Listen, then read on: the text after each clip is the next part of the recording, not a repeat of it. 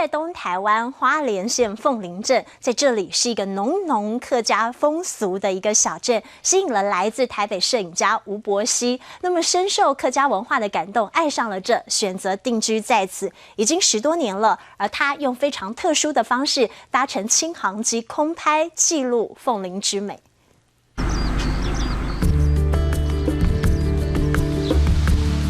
透过相机镜头，把眼前所见到的美景拍摄下来。他是花莲的摄影艺术家吴伯希。吴伯希热爱摄影，不只是在地面拍摄，他的方法很另类。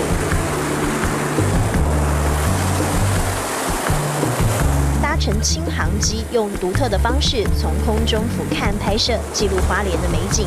我们在地面上所看不到的角度，我从空中可以去拍。 就像我刚才有讲了，凤林的地形啊，那真的很像一只凤凰。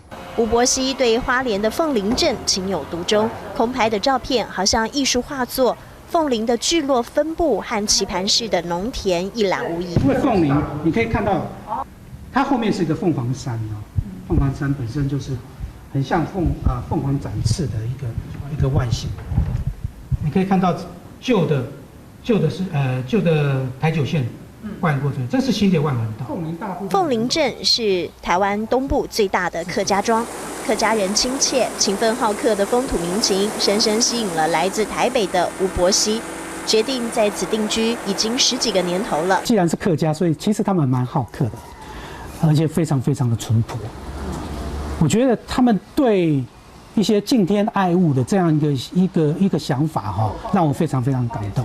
热爱摄影的吴伯希，闲暇时就喜欢在凤林到处走走逛逛，感受客庄浓的文化气息。烟楼有2种，一种是我们讲的叫做广岛式的，另外一种是大阪式的。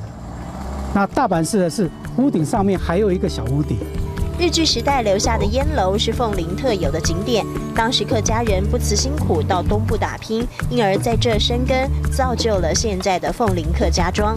那在我们整个的凤林地区，其实如果数起来，应该有30-40个，超过40来个的旧的烟楼。我只要有外地的朋友来，我一定会带他们来凤林这个小镇走走。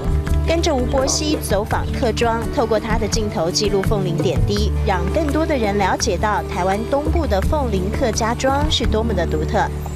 轻航机在气流抬升下，镜头记录绿色的大地、错落的客庄、静谧的风情，勾起旅人的回忆，在不同的高度回荡凤林的感动时刻。